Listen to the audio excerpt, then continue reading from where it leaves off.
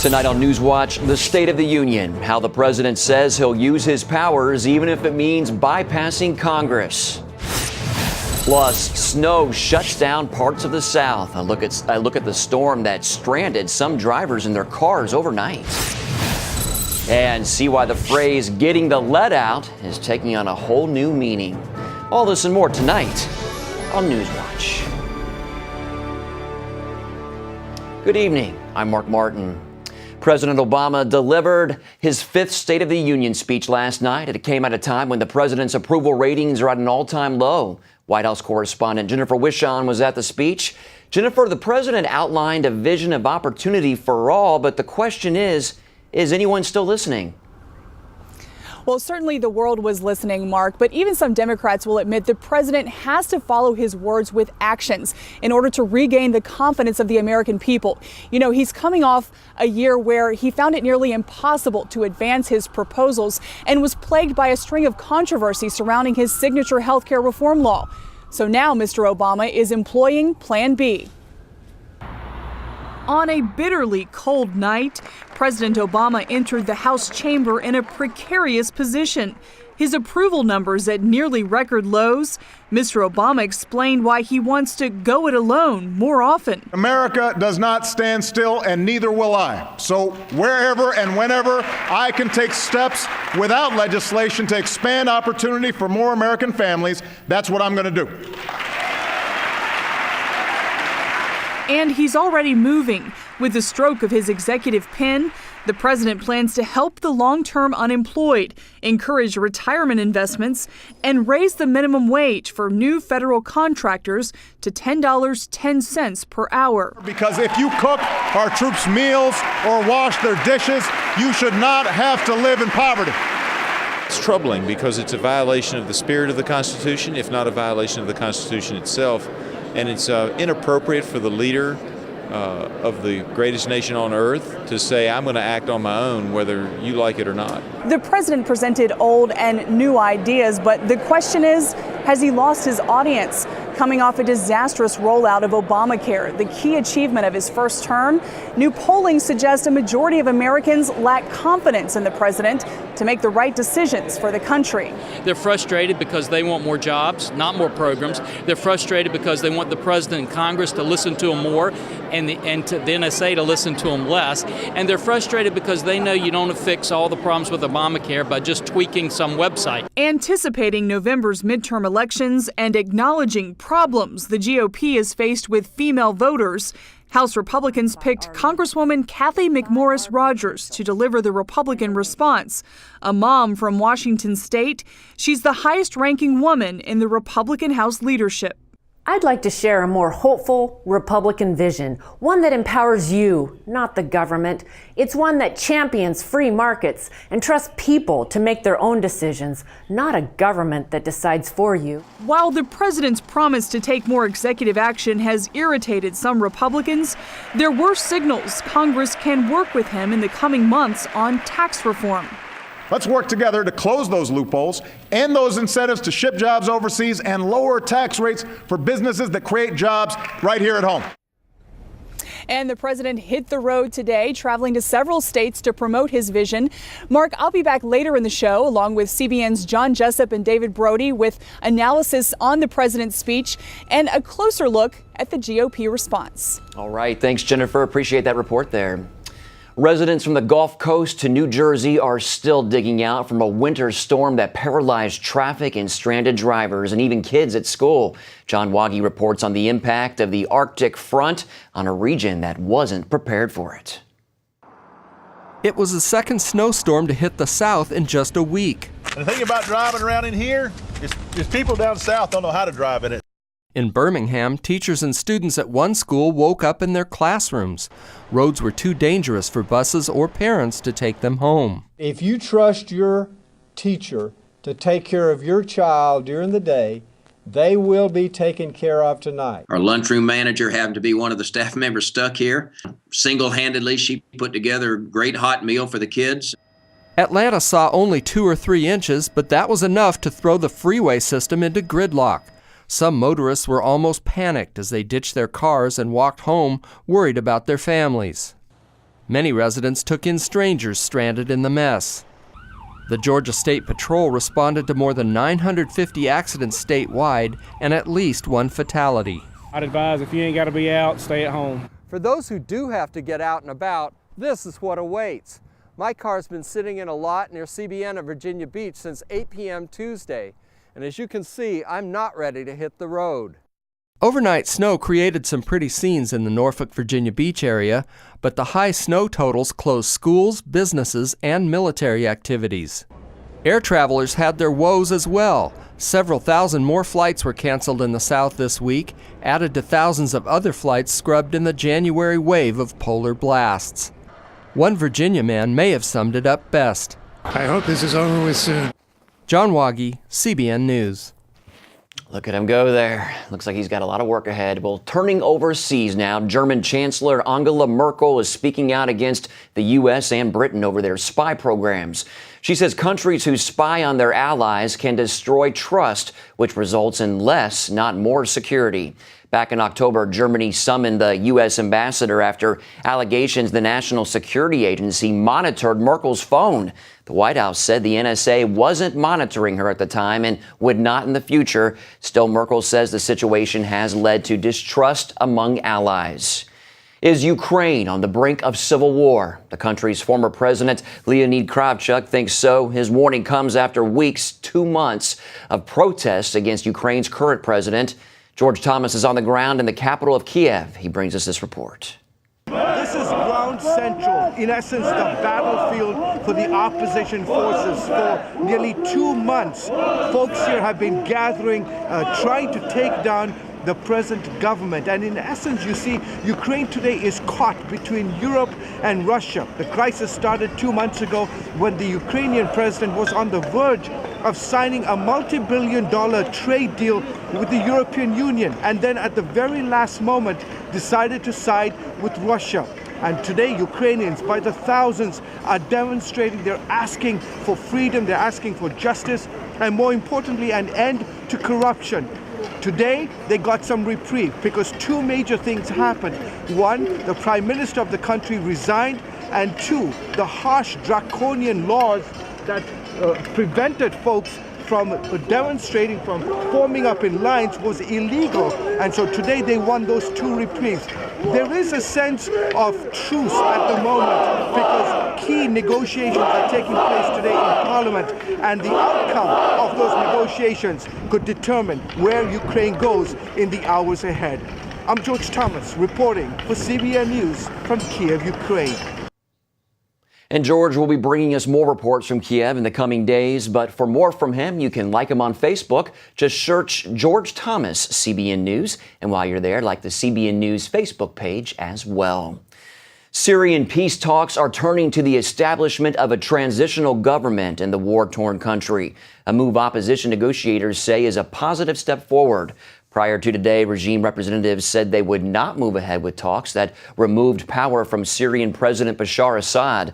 But despite today's discussion, the chance on any real breakthrough in ending the civil war, peace talks are set to end Friday and no real progress has been made.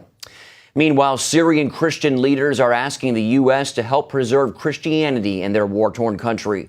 Speaking at the Heritage Foundation, a delegation from Syria said that without help, there will be no more Christians in Syria. Hundreds of thousands of Syrian Christians have already been driven from their homes by radical Islamic rebels, and the churches and monasteries in their communities have been destroyed. Coming up, we'll go to Washington for analysis of the President's State of the Union address.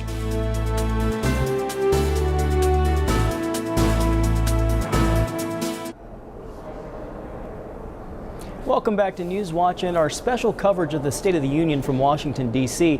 I'm John Jessup reporting from Capitol Hill. Well, President Obama has a little under 3 years to solidify his legacy in the White House, and it's clear from last night, to get things done, he's toning down his expectations and in some cases forfeiting trying to find a willing partner in Congress, something that's eluded him the last several years. In his address, he said he's going to use the full force of his office to advance his agenda. America does not stand still, and neither will I. So wherever and whenever I can take steps without legislation to expand opportunity for more American families, that's what I'm going to do. Now, for a president who once campaigned on hope and change, this really sets the stage for a potentially more divided Washington.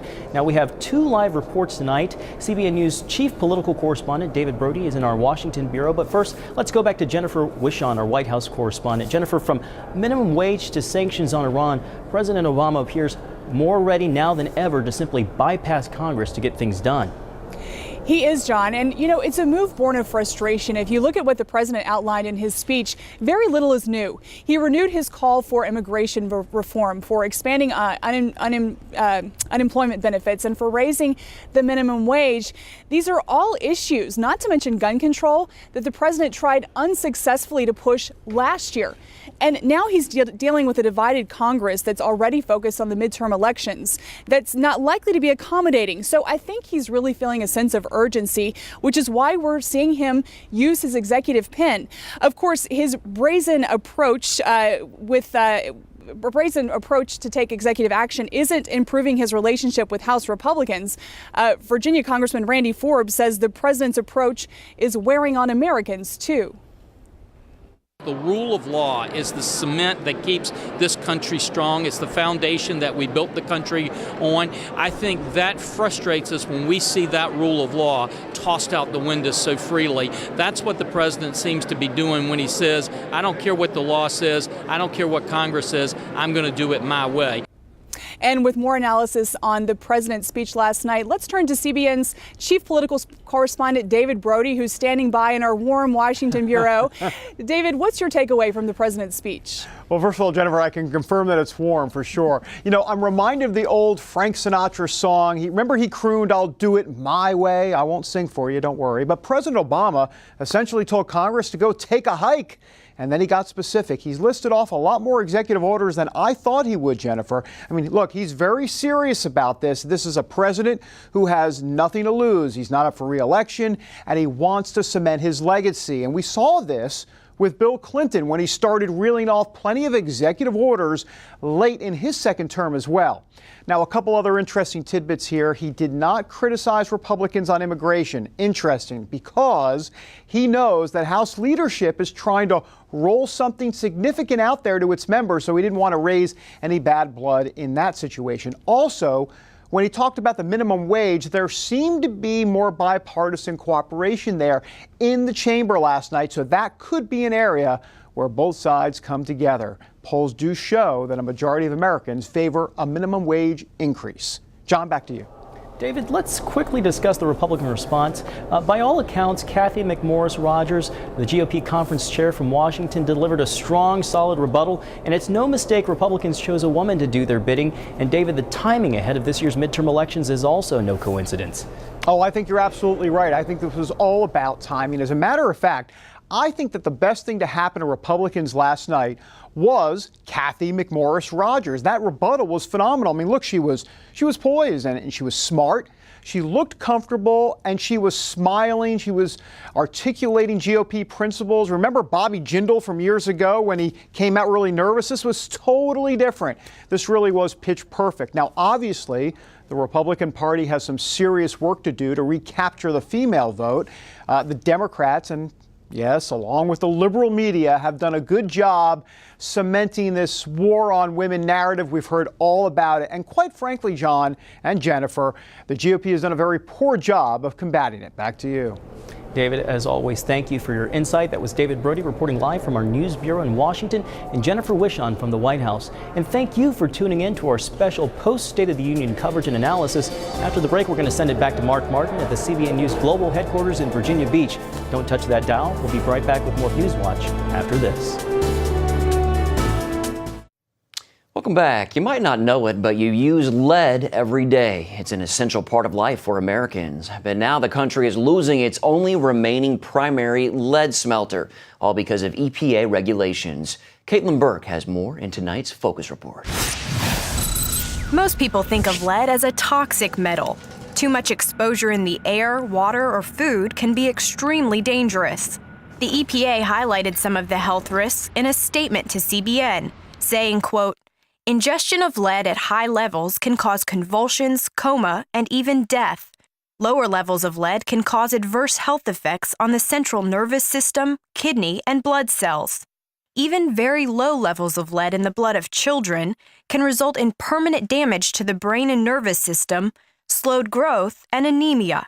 But lead is also a valuable resource, essential in many of the products we use every day.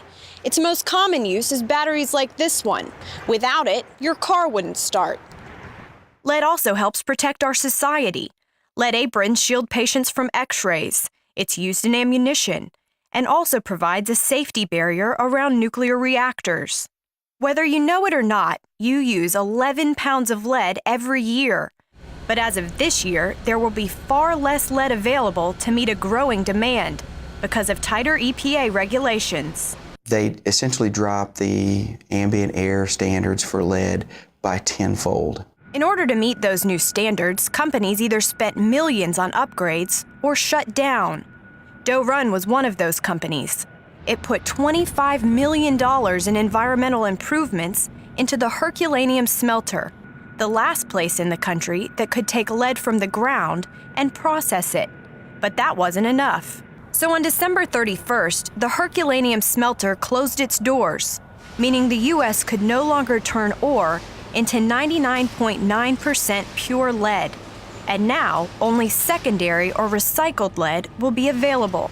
In operation for 120 years, the Herculaneum smelter produced 8 to 10% of the demand for lead in the U.S.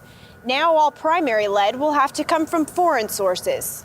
As a company, we will still provide lead concentrate that can be turned into primary lead. However, that lead concentrate will be sent to other countries, mostly in Europe and Asia. China is expected to be where much of that lead concentrate ends up. But Doe Run says that once it leaves the U.S., it's unlikely we'll be getting it back because China will have its own uses for it.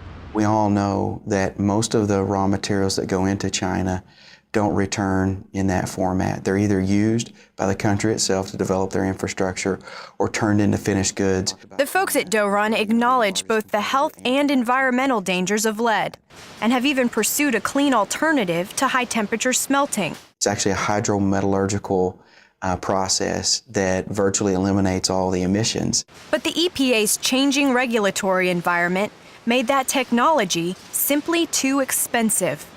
Doe Run says more communication from the EPA could have made all the difference. Having some insight into the direction the EPA was taking on, in this example, the ambient air standards, and partnering with the EPA in setting those things would have been a much better condition and outcome for companies in our industry to maintain the viability of our businesses. Lead market analyst Neil Hawks says only time will tell if the gap left by the closure of the Herculaneum smelter can be filled. Where is the supply going to come from? Because I think globally the lead market is tightening, and we certainly have the market moving into an overall supply-demand deficit over the next 5 years or so. Caitlin Burke, CBN News, Herculaneum, Missouri. Up next, how one boy is living out his football dream.